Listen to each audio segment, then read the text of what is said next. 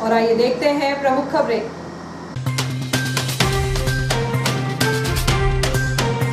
भैंसों के व्यवसायी गोविंद साहू की जघन्य हत्या का पर्दाफाश। पार्टनर का छोटा भाई निकला आरोपी। साहू की कमर पर बैठकर 38 जगह मारे चाकू। हत्यारा सुशील पुलिस के शिकंजे में। रसोई गैस सहित खाद्यान्न पदार्थों के भाव में भारी बढ़ोतरी के विरोध में महिला कांग्रेस ने जय स्तंभ पर चूल्हा जलाकर बनाई रोटी, लगाए नारे। अनलॉक के बाद भी नहीं खुले पार्क एवं सरोवर के ताले, सुविधा से मोहताज हो रहे शहरवासी। अलग अलग गांवों से हुआ 2 नाबालिग युवतियों का अपहरण। बकरीद को लेकर भारी तादाद में बिक्री के लिए आए बकरे, 21 जुलाई को मनाई जाएगी ईद। रेस्ट हाउस की भूमि को नीलाम होने से रोकने के लिए दूसरे दिन 600 लोगों ने किए हस्ताक्षर।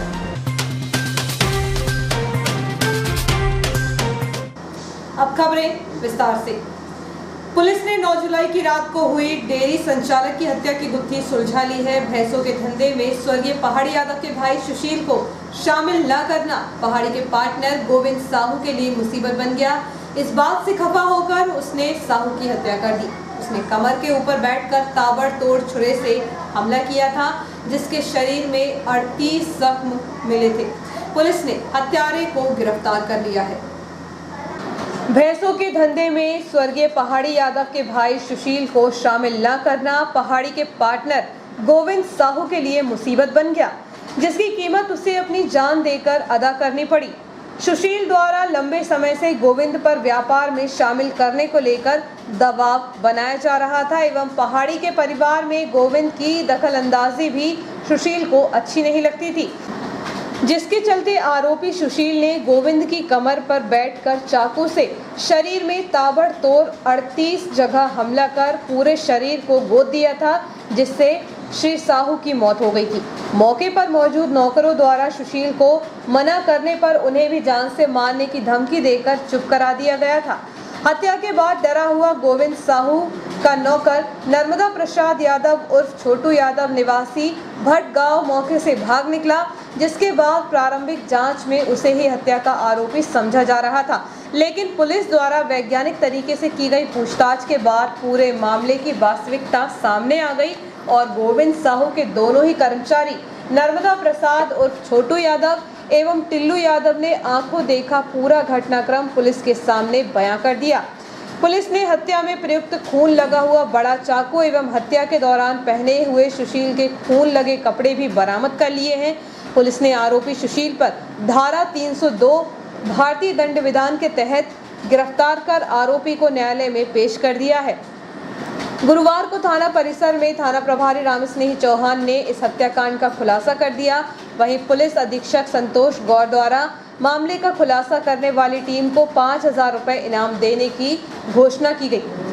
ज्ञात रहे कि गोविंद साहू एवं पहाड़ी यादव पार्टनरशिप में भैंसों के धंधे का व्यापार करते थे।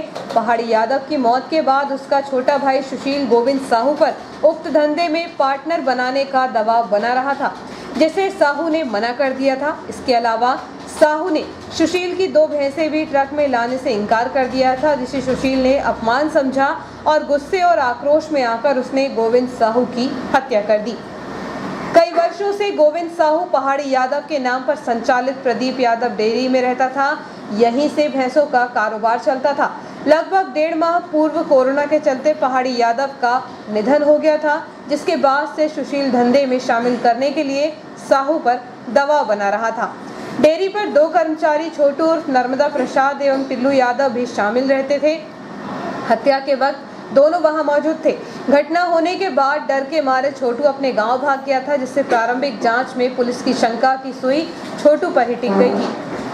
गोविंद साहू की हत्या के बाद फरार कर्मचारी छोटू यादव की गिरफ्तारी के लिए पुलिस ने उसके गांव पहुंचकर दबिश दी। वहां पता किया तो ग्रामीणों ने बताया कि वह अत्यंत सीधा लड़का है। पूछताछ के लिए पुलिस उसे इटारसी लेकर आई और दूसरे नौकर टिल्लू के आमने सामने बिठाकर जब कड़ाई से पूछताछ की तो दोनों ने सुशील यादव द्वारा रात्रि 12:30 बजे गोविंद की हत्या करने की बात उगल दी। कर्मचारियों ने बताया कि सुशील ने मंदिर के छत से चढ़कर सीढ़ियों से उतरते हुए सोते वक्त गोविंद पर वार किया। वह गोविंद की कमर पर बैठकर लगातार चाकू से पेट, सीना, पसली, गला और चेहरे पर वार कर रहा था। पुलिस ने दोनों ही आरोपियों को मामले में साक्षी बनाया है और न्यायालय में 164 के कलमबंद बयान भी दर्ज किए हैं। घटना वाले दिन प्रारंभिक जांच में पुलिस की शक की सुई लगातार छोटू उर्फ नर्मदा यादव पर घूम रही थी, जिसकी तलाश के लिए घटना वाले दिन 9 जुलाई की रात को ही थाना प्रभारी रामस्नेही चौहान ने 3 अलग-अलग टीमें बनाकर उन्हें रवाना किया था। मामले में सबसे खास बात यह रही कि पुलिस ने पूरे मामले की छानबीन ईमानदारी से करते हुए निर्दोषों को इस केस में नहीं घसीटा है, जिसका नतीजा असल हत्यारा सुशील यादव पुलिस के शिकंजे में आ गया।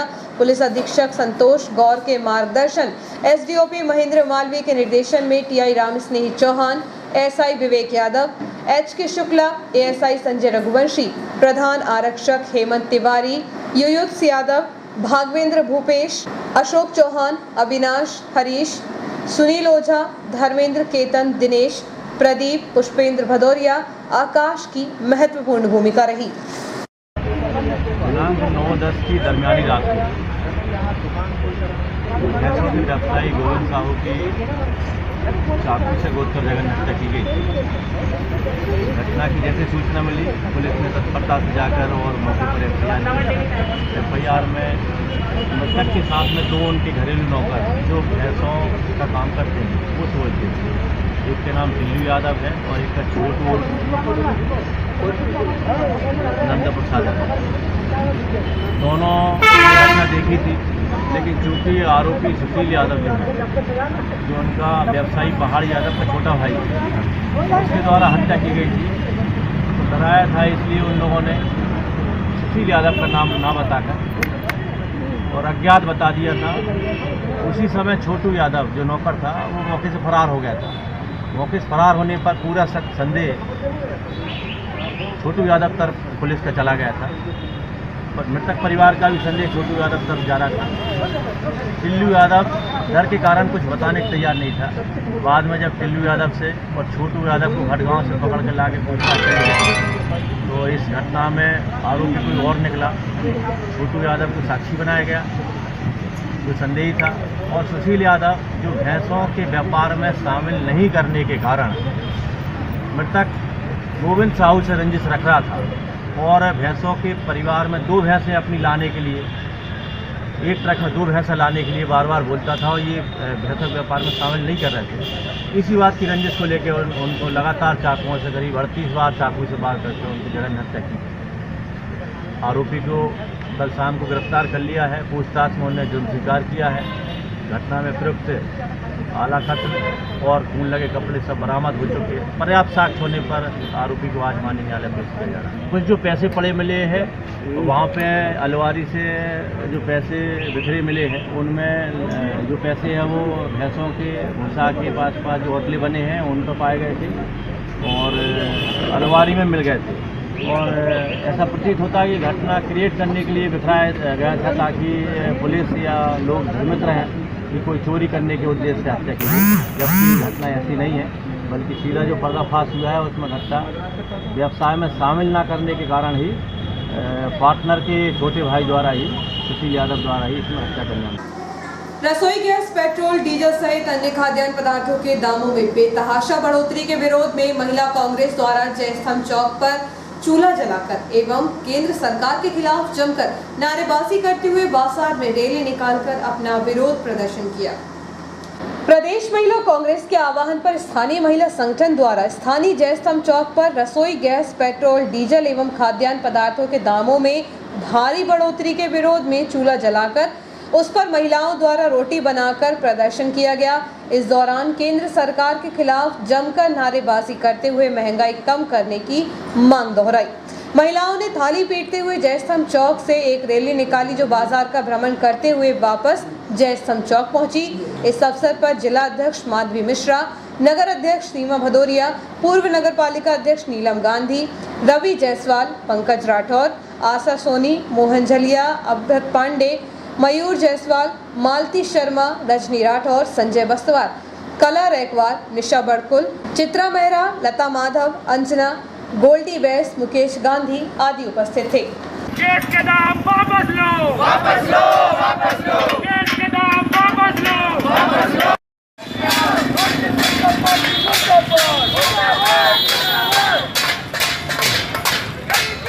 खाली है, खाली है।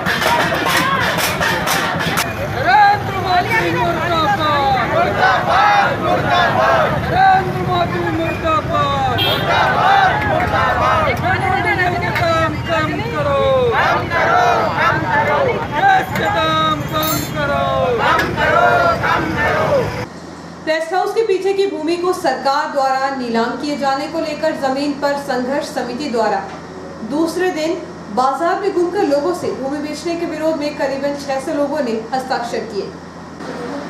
रेस्ट हाउस की भूमि बिक्री के विरोध में दूसरे दिन जारी हस्ताक्षर अभियान तकरीबन 600 नागरिकों व व्यापारियों व अधिवक्ताओं ने के विरोध में हस्ताक्षर कर कहा कि नहीं बिकनी चाहिए निजी हाथों में जमीन। दोपहर में न्यायालय परिसर में बड़ी संख्या में अधिवक्ताओं ने हस्ताक्षर किए। हस्ताक्षर अभियान में महिलाओं व कांग्रेस जनों ने भाग लिया। हस्ताक्षर अभियान को प्रभावी बनाने के लिए संघर्ष समिति के प्रमुख पंकज राठौर, मुकेश गांधी, ज्ञानेंद्र उपाध्याय, मोहन झलिया, सूर्यकांत त्रिवेदी, प्रकाश रैकवार, हीरा ठाकुर, नंदकिशोर शर्मा, सोनू बकोरिया ने आजाद मार्केट, कपड़ा मार्केट, चावल लाइन, दुर्गा चौक में संपर्क कर समर्थन मांगा। अभियान में पाली भाटिया, पूर्व नगर पालिका अध्यक्ष नीलम गांधी, रवि जायसवाल, माधवी मिश्रा, सीमा भदौरिया, एडवोकेट संतोष गुरियानी, मयूर जायसवाल, इरशाद अहमद सिद्दीकी के सहित अन्य प्रमुख लोगों ने हस्ताक्षर कर विरोध दर्ज करवाया। पथरौटा थाना क्षेत्र स्थित अलग अलग ग्रामों से 2 नाबालिग युवतियों के अपहरण के मामले सामने आए हैं, जिसकी शिकायत परिजनों ने थाना पहुंचकर की है। नाबालिगों के अपहरण की घटनाएं बढ़ने लगी हैं। पथरौटा थाना क्षेत्र के अंतर्गत आने वाला नया ग्राम निवासी 17 वर्षीय नाबालिग युवती के अपहरण का मामला सामने आया है। बताया जा रहा है कि वह अपने घर से गांव के मंदिर में जाने के लिए निकली थी, लेकिन इसके बाद वह वापस नहीं लौटी। काफी खोजबीन परिजनों द्वारा की गई, लेकिन जब कोई सफलता नहीं मिली तब परिजनों ने पथरौटा थाना पहुंचकर शिकायत की। इसी प्रकार पांडुखेड़ी ग्राम निवासी 16 वर्षीय नाबालिग के अपहरण का मामला भी सामने आया है। पुलिस ने उक्त दोनों मामलों में अज्ञात अपहरणकर्ताओं के खिलाफ प्रकरण दर्ज कर उनकी तलाश शुरू कर दी है। मध्य प्रदेश पूरी तरह अनलॉक हो चुका है। रेस्टोरेंट, गार्डन, सिनेमा हॉल सहित अन्य प्रतिष्ठानों को खोलने की अनुमति मिल चुकी है, लेकिन शहर का कमला नेहरू पार्क, इटारसी सरोवर और अटल पार्क अभी भी बंद है। ऐसे में खुले वातावरण में घूमने से शहरवासी वंचित हो रहे हैं। कोरोना की दूसरी लहर के कारण मार्च माह से बंद अटल पार्क, कमला नेहरू पार्क, इटारसी सरोवर के गेट के ताले अभी तक नहीं खुले हैं, जबकि शहर 1 माह पूर्व ही कोरोना मुक्त हो चुका है। प्रदेश में भी कोरोना के मरीजों की कम हो रही संख्या को देखते हुए प्रदेश सरकार ने लगभग सभी प्रतिष्ठानों को खोलने की अनुमति दे दी है। रेस्टोरेंट, मैरिज हॉल एवं सिनेमा हॉल को कोविड गाइडलाइन का पालन करते हुए खोलने की अनुमति दी है।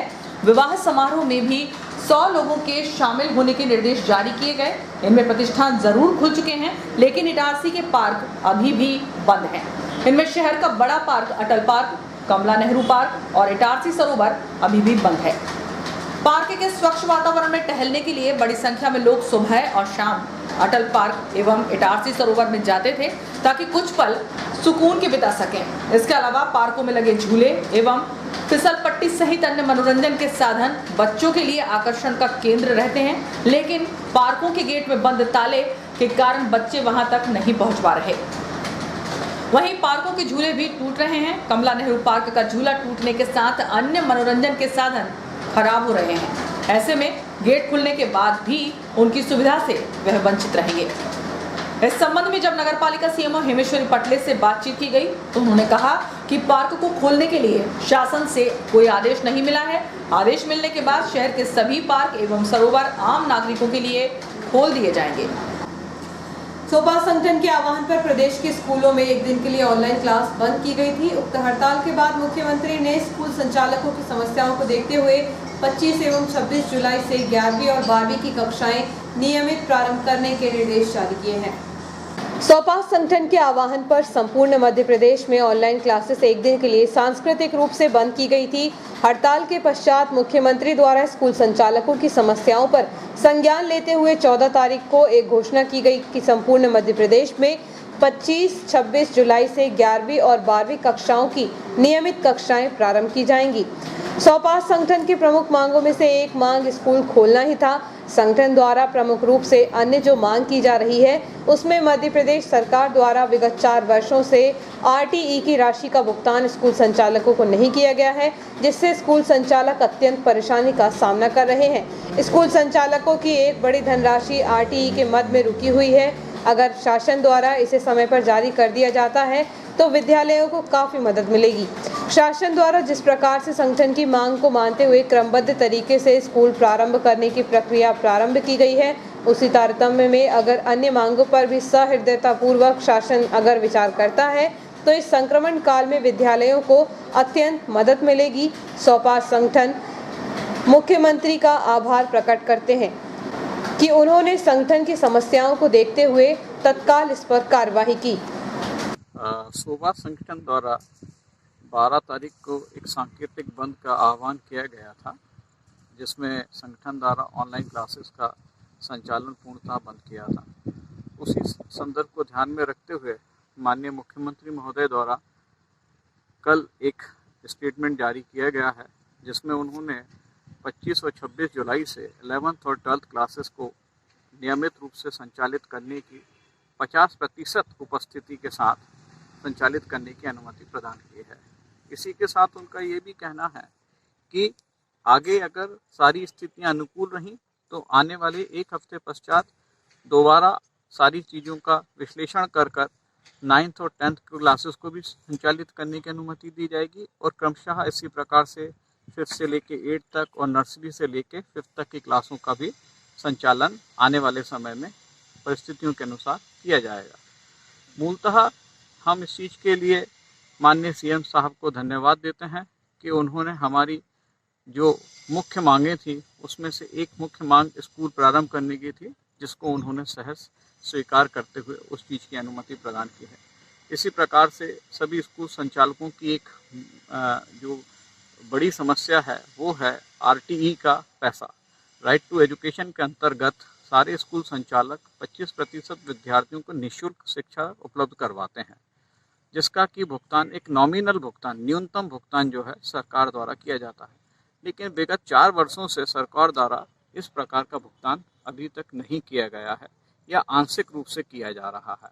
वो एक हमारा मुख्य मांग है, ताकि इस कोरोना काल में जहाँ पर विद्यार्थियों के पास से कोई भी राशि आ नहीं रही है, फीस कम आ रही है, अगर शासन हमारे द्वारा जो हमारा खुद का पैसा है, RTE का पैसा है, अगर वो स्कूल संचालकों को दे देती है तो एक बड़ी राहत भरी खबर होगी। इसके अलावा स्कूल संचालक मानसिक रूप से और भौतिक रूप से इस चीज़ के लिए न सिर्फ संकल्पबद्ध हैं, बल्कि लगातार प्रयास कर रहे हैं कि जिस प्रकार से पिछले सत्र में कुछ समय के लिए ही सही क्लासेस स्टार्ट हुई थी, इस सत्र में भी उन सारी सुरक्षा मापदंडों को देखते हुए जो गवर्नमेंट के द्वारा SOP जारी की जाती है, उन मापदंडों का पालन करते हुए वक्त एक छोटे से ब्रेक का, बने रहिए जियो हेल्थ न्यूज़ के साथ।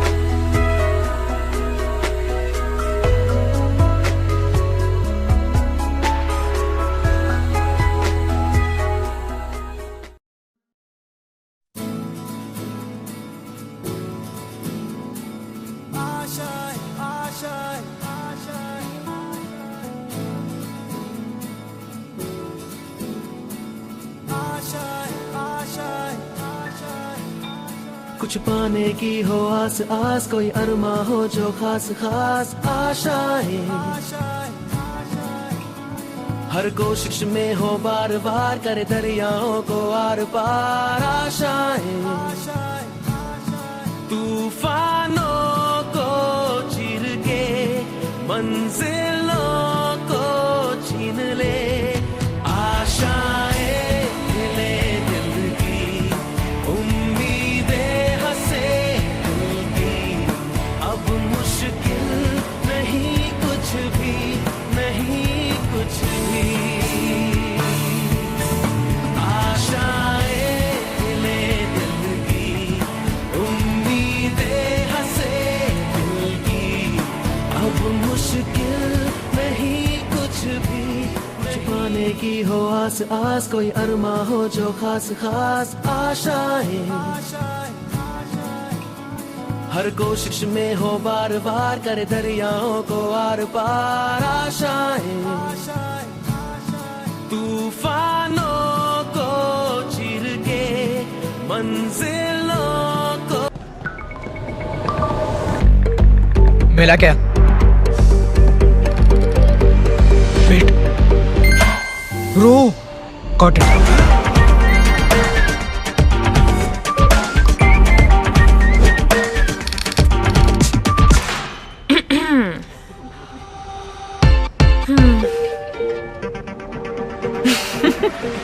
अरे कनेक्ट कर ले, कोई लोड नहीं, उनको भी बुला लो। नया एयरटेल एक्सट्रीम फाइबर कनेक्ट करे up to 60 devices at super fast speed, तो अब कोई लोड नहीं।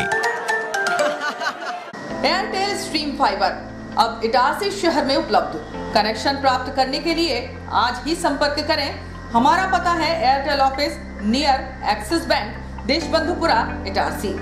Phone number 07572470001, mobile number 9993925163, 8770049832, 9479775949, email address webagency@gmail.com। आपका विश्वसनीय चंचल ज्वेलर्स अब नए शोरूम में गोल्ड प्लेटेड आभूषणों एवं नए डायमंड ज्वेलरी के साथ 1 ग्राम और 2 ग्राम वाली सोने की 4 चूड़ियां एवं कंगन, 1 ग्राम और 2 ग्राम वाला सोने का मंगलसूत्र, हार, करदौना, चैन, झुमके, बाजूबंद और सभी प्रकार के गहने, डायमंड सेट एवं एंटिक ज्वेलरी और फैंसी ज्वेलरी का अनुपम संग्रह।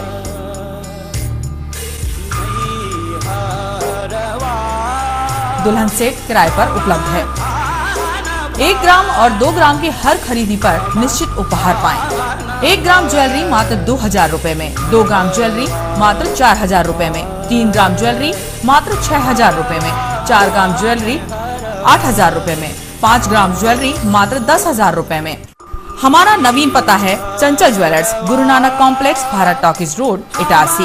मोबाइल 09893054377। अब साधारण पानी और आम वाटर फिल्टर से अपने स्वास्थ्य को खतरे में न डालें। फ्रेस्को इंट्रोड्यूस करते हैं लेटेस्ट टेक्नोलॉजी पर आधारित क्लीन, क्लियर और pure water solution RO, reverse osmosis water treatment system, साधारण और यूवी वाटर प्यूरिफायर केवल पानी को पार्टली ही क्लीन कर पाते हैं, जबकि आरओ रिवर्स ऑस्मोसिस एक जटिल बायोलॉजी प्रक्रिया है जो देती है clean and safe drinking water, जो हैवी सॉल्ट और हानिकारक मिनरल्स को दूर कर पानी का स्वाद बढ़ाते हैं। हाई ब्लड प्रेशर, किडनी में स्टोन, डाइजेशन और गैस्ट्रिक प्रॉब्लम को दूर रखती है। बोरवेल के पानी और साधारण जल प्रदाय के पानी को प्रोसेस कर प्योर क्वालिटी ड्रिंकिंग वाटर बनाती है। इनमें किसी तरह का कोई केमिकल उपयोग नहीं होता, तो अब जल ही जीवन नहीं बल्कि प्योर क्लीन वाटर है तो जीवन है। अधिक जानकारी के लिए संपर्क करें Rajat Mishra, centre point sales, authorised service centre, 9 convent school road, near HP gas agency, Itarsi. 07572404747।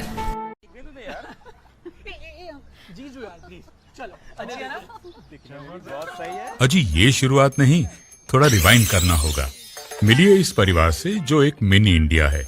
यहाँ हर डिसीजन से पहले ऑडियंस पोल लिया जाता है। ये हैं अजय, पापा यूपी के हैं, मम्मी पंजाब की। इसकी सिस्टर ने महाराष्ट्रियन लड़के को चुना। और इनके फूफा जी का बेटा कोलकाता से है। चलें? पापा, मुझे वो बाइक चाहिए थी। ले लेंगे बेटा, पर वो जो सबको पसंद हो। जीजू आप बताओ। तेरी दीदी की शॉपिंग का खर्चा तो सब जानते हैं, पर पेट्रोल का ऐसा ना हो। अच्छी बाइक है। मैं आप तेरे पापा मैनू घुमा सके पैसों की किचकिच के बगैर ऐसी चुनना। कॉलेज में हूँ तो कम खर्चे में गाड़ी चले तो ज्यादा अच्छा। बाइक कितना देती है और तुम हमसे कितना लोगे, ये इम्पोर्टेंट है। तो बेसिकली आप सबको चाहिए माइलेज और पापा को चाहिए माइलेज और पैसा वसूल वाली बाइक। तो मिल गई बेस्ट ऑन रोड माइलेज वाली बाइक। ये हुई ना बात। जनाब ऑल न्यू टीवीएस स्पोर्ट घर ले आए और फिर हैप्पी एंडिंग तो आपने देख ही ली। अब आप पूछोगे कि ये स्टोरी इंडिपेंडेंस डे के दिन ही क्यों सुनाई? क्योंकि असली आजादी वही तो है जहां सबकी राय सुनी जाए और सबकी मांगे पूरी हो। जैसे कि हमने भी भारत की सुनकर 15% अधिक माइलेज वाली बाइक बनाई। इस स्वतंत्रता दिवस सबकी राय को एक समान आदर देना ठान लें। The all new TVS sport with ETFI technology, Bharat की बाइक, भारत का ऑन रोड चैंपियन, करे पूरी भारत की मांग। तो आज ही विजिट करें ताज टीवीएस शोरूम, नागपुर रोड, पुरानी इटारसी। फोन नंबर 266282 और मोबाइल नंबर 80691399213 और दूसरा मोबाइल नंबर 9425039583।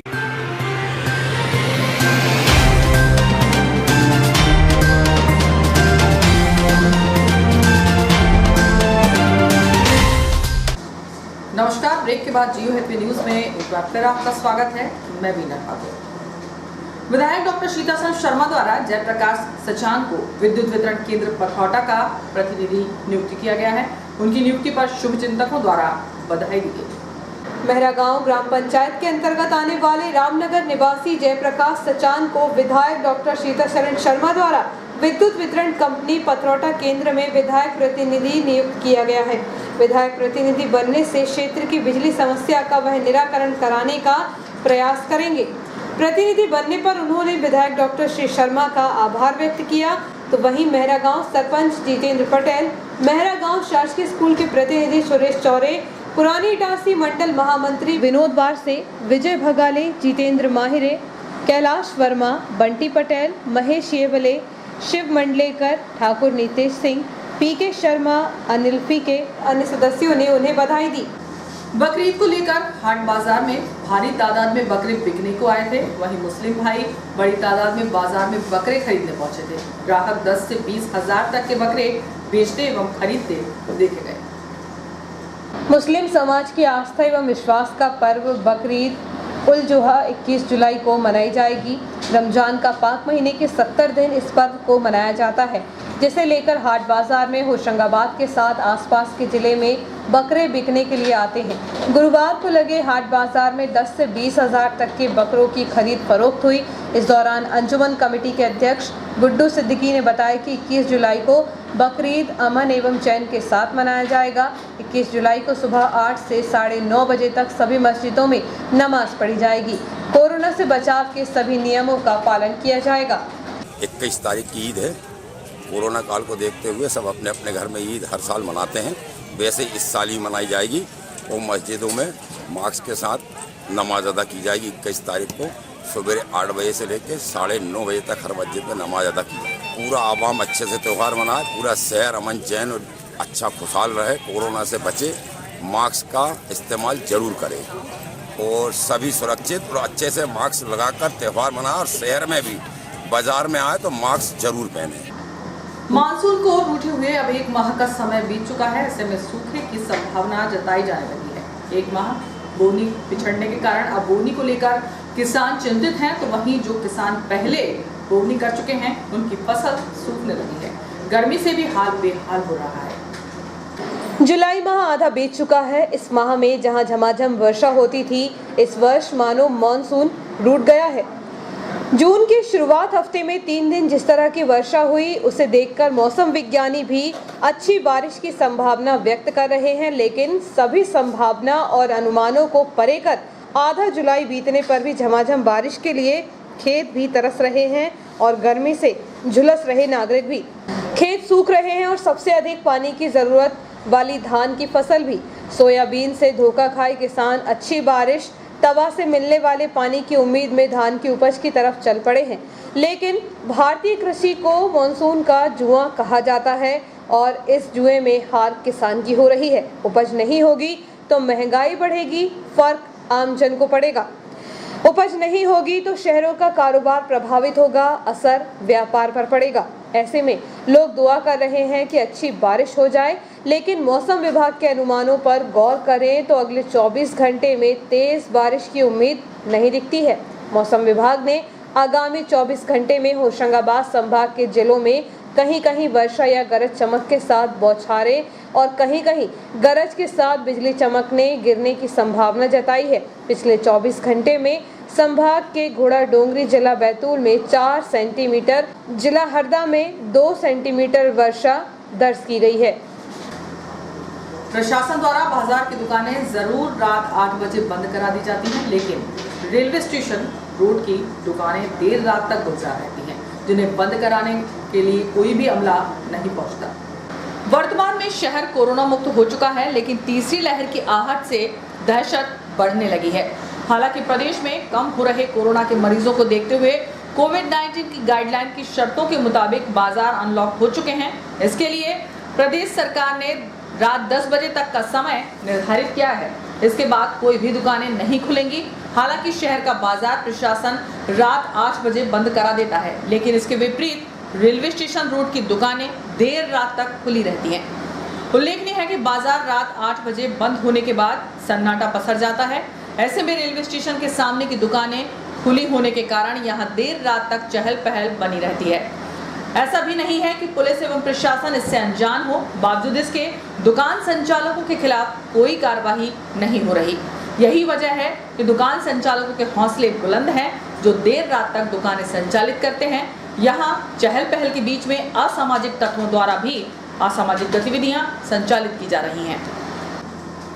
नया गांव में 2 छोटे भाई एवं भतीजे ने मिलकर बड़े भाई के साथ मारपीट की, जिसे गंभीर हालत में पुलिस ने उपचार के लिए शासकीय अस्पताल में भर्ती कराया।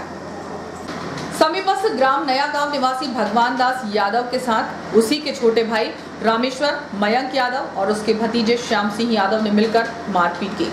बताया जा रहा है कि उनके खेत में पानी की छोटी मोटर लगी थी, लेकिन छोटे भाई ने छोटी मोटर निकालकर बड़ी मोटर लगाना चाह रहा था। इसी बात को लेकर उनके बीच विवाद हो गया। यह विवाद इतना बढ़ गया कि दोनों भाई और भतीजे ने उसके ऊपर लकड़ी से हमला कर दिया।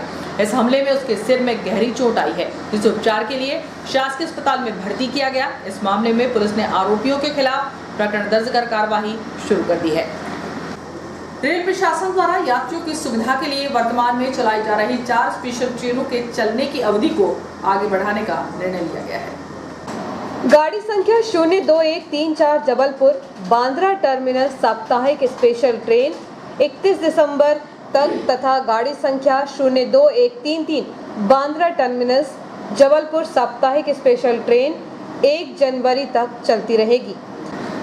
इसी प्रकार गाड़ी संख्या 01665 हबीबगंज अगरतला साप्ताहिक स्पेशल ट्रेन 30 दिसंबर तक तथा गाड़ी संख्या 01666 अगरतला हबीबगंज साप्ताहिक स्पेशल ट्रेन 2 जनवरी तक चलती रहेगी। इसके अतिरिक्त गाड़ी संख्या 02198 जबलपुर कोयम्बटूर साप्ताहिक स्पेशल ट्रेन 31 दिसंबर तक तथा गाड़ी संख्या 02197 कोयम्बटूर जबलपुर साप्ताहिक स्पेशल ट्रेन 3 जनवरी तक चलती रहेगी। इसी प्रकार गाड़ी संख्या 02132 जबलपुर पुणे साप्ताहिक स्पेशल ट्रेन 26 दिसंबर तक तथा गाड़ी संख्या 02131 पुणे जबलपुर साप्ताहिक स्पेशल ट्रेन 27 दिसंबर तक चलती रहेगी।